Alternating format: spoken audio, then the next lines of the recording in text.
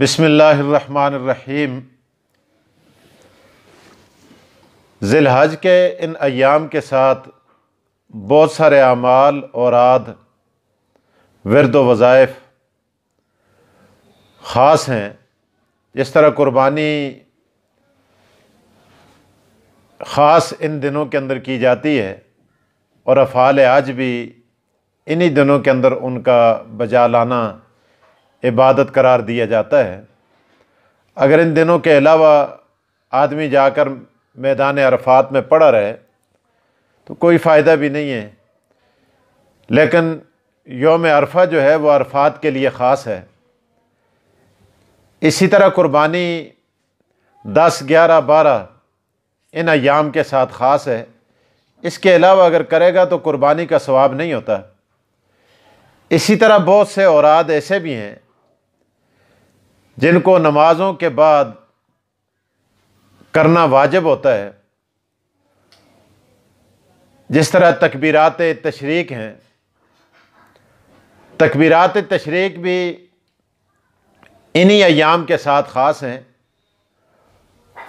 9 ذی الحج کی فجر سے لے کر 13 ذی الحج کی عصر تک، عصر کی نماز تک، بلکہ عصر کی نماز کے بعد ان ایام کے اندر، ان نمازوں کے اندر تکبیرات تشریق کا پڑھنا واجب ہے۔ یہاں بہت ساری چیزیں قابل غور ہیں۔ ایک مسئلہ تو یہ ہے کہ بہت سارے احباب تکبیرات تشریق کو 3 مرتبہ پڑھتے ہیں، ائمہ مساجد بھی اور مقتدی حضرات بھی۔ اور تکبیرات تشریق ہیں کیا؟ اللہ اکبر، اللہ اکبر، لا الہ الا اللہ، واللہ اکبر، اللہ اکبر وللہ الحمد۔ ان کو 3 مرتبہ دہرایا جاتا ہے۔ حالانکہ فقہائے کرام نے ساری کتابوں کے اندر اس پر بحث کی ہے، ایک ہی مرتبہ ان کا پڑھنا واجب ہے، 3 مرتبہ نہیں۔ بعض احباب کے ذہن میں یہ بھی ہے، اور وہ یہ بھی کہتے ہیں جہالت کی بنیاد پر، کہ جی 1 مرتبہ پڑھنا واجب ہے اور 3 مرتبہ ان کا پڑھنا سنت ہے۔ سنت نہیں، بلکہ کتابوں کے اندر 3 مرتبہ پڑھنے کو بدعت لکھا ہے۔ کنز کے حاشیے کے اندر بھی یہ بات لکھی ہوئی ہے، کنز الدقائق جو فقہ کی معتبر کتاب ہے، اور بہت ساری کتابوں کے اندر ہے کہ ان اوراد کو، ان تکبیرات تشریق کو صرف ایک ہی مرتبہ پڑھنا واجب ہے۔ ایک مسئلہ تو یہ ہے۔ دوسرا مسئلہ یہ ہے کہ ان کو بلند آواز سے پڑھنا واجب ہے، یعنی مقتدی بھی بلند آواز سے پڑھیں، امام بھی بلند آواز سے پڑھے، اور امام آغاز کرے اور تاکہ مقتدیوں کو بھی یاد آ جائے۔ اور اگر امام کو یاد نہیں رہا تو مقتدیوں میں سے کسی کو یاد کرا دینا چاہیے، اور یاد اس طرح کرائے کہ وہ پڑھے اونچی آواز سے، اللہ اکبر، اللہ اکبر۔ جب وہ کہے گا تو سب کو یاد آ جائے گا، اور سب بلند آواز سے 1 مرتبہ اس کو دہرا دیں گے۔ دوسرا مسئلہ یہ ہے کہ اگر کوئی آدمی جماعت کے ساتھ نماز نہیں پڑھ رہا تو وہ ان تکبیرات کا اہتمام نہیں کرتا جس سے جماعت رہ جاتی ہے، منفرد ہے، اکیلا نماز پڑھ رہا ہے، تو اکیلے کے لیے بھی تکبیرات تشریق کا پڑھنا واجب ہے۔ اب یہ ہے کہ وہ زیادہ بلند آواز سے نہ پڑھے، بلندی سے اس نے بھی پڑھنا ہے۔ یہاں 2 واجب ہیں، ایک تکبیرات تشریق کا پڑھنا، اور دوسرا ان کو بلند آواز سے پڑھنا، اور اتنا بلند پڑھنا تاکہ کم از کم اپنے کان ان کو سن سکے، منفرد اتنی بلندی سے پڑھے کہ تاکہ اس کے اپنے کانوں تک اس کی آواز پہنچے۔ تیسرا مسئلہ اس کے اندر یہ ہے کہ خواتین ان تکبیرات کے پڑھنے کا اہتمام نہیں کرتی، چونکہ وہ گھروں میں نماز پڑھتی ہیں اور ان کو یاد بھی نہیں رہتا۔ لہٰذا خواتین کے اندر بھی، ہماری مائیں، بہنیں، بیٹیاں، بچیاں جو ہیں، ان کو بھی چاہیے کہ وہ اپنے گھروں کے اندر ان تکبیرات تشریق کا، جو گھر کے اندر چونکہ انہوں نے نماز پڑھنی ہوتی ہے تو وہ بھی ان کا اہتمام کریں، اور چونکہ وہاں بھی ان کی آواز کو کوئی غیر محرم تو سن نہیں رہا ہوتا تو وہ بھی اتنی بلندی سے پڑھیں تاکہ ان کے کان ان تکبیرات کو سن لیں۔ ہاں اگر کوئی آدمی سن رہا ہے تو پھر وہاں احکامات بدل جاتے ہیں۔ جس طرح آپ دیکھیں صفا اور مروہ کے درمیان وہاں مائی ہاجرہ دوڑی تھی، چاہیے تو یہ تھا کہ عورتیں دوڑتی، لیکن یہاں قانون بدل دیا۔ اس وقت جب مائی ہاجرہ دوڑی تھی تو دیکھنے والا کوئی نہیں تھا، آج چونکہ وہاں دیکھنے والے موجود ہیں، اس لیے کہا کہ مرد دوڑیں عورتیں نہ دوڑیں۔ عورتوں کو یہ کہا کہ تم آہستہ چلو، مردوں سے کہا کہ تم دوڑو۔ تو اسی لیے اگر کوئی غیر محرم سن رہا ہے تو آپ کی آواز، چونکہ آپ اذان نہیں دے سکتی، اسی طرح اور بھی جو بلندی کے ساتھ جو اعمال کیے جاتے ہیں وہ نہیں کرنے، تو اس کو بھی آپ نے آہستہ آواز سے پڑھنا ہے۔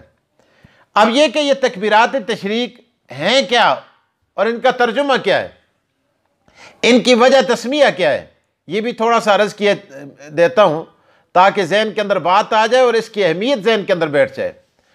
حضرت اسماعیل علیہ السلام کو ابراہیم علیہ السلام نے اللہ کے حکم کی تعمیل کرتے ہوئے جب ذبح کرنے کے لیے لٹایا، قرآن کریم اس کا نقشہ کھینچتا ہے، فلما اسلم وتلہ للجبین، کہ جب ابراہیم علیہ السلام نے اسلمہ اسماعیل علیہ السلام کو لٹا دیا اور پیشانی کے بل وتلہ للجبین، تو اس وقت جب یہ مناظر دیکھے فرشتوں نے تو جبرائیل علیہ السلام کو اللہ نے حکم دیا کہ آپ جلدی پہنچیں کہ اسماعیل علیہ السلام کے گلے پر چھری چل رہی ہے، آپ اس کے فدیے کے اندر جنت سے مینڈا ان کو پہنچا دیں۔ اس کے اندر بھی بڑی تفصیلات ہیں، انشاءاللہ میں جمعے میں عرض کروں گا، یا آگے عید کا اجتماع بھی آ رہا ہے، اس پر بھی انشاءاللہ اس کی تفصیلات بتائی جائیں گی کہ کتنی سرعت کے ساتھ، کتنی تیزی کے ساتھ جبرائیل علیہ السلام جنت سے مینڈا لے کر وہاں پہنچے۔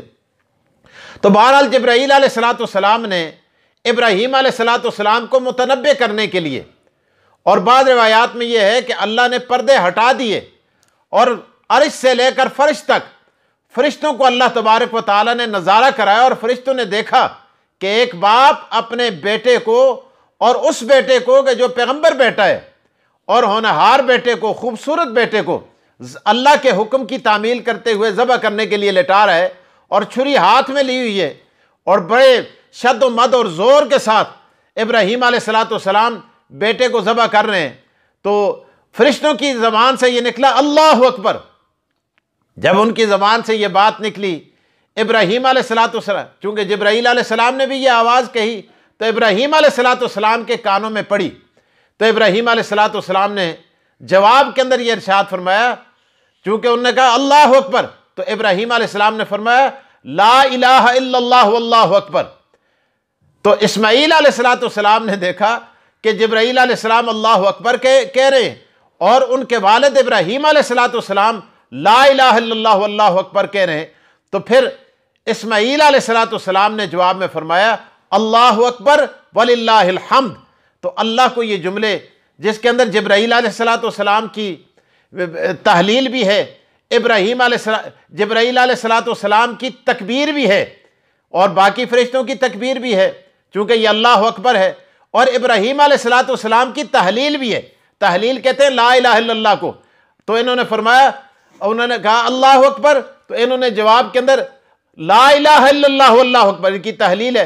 تو اسماعیل علیہ السلام کی تحمید بھی ہے، انہوں نے کہا اللہ اکبر وللہ الحمد، یعنی اللہ کے لیے ہیں تعریفات ساری کی ساری۔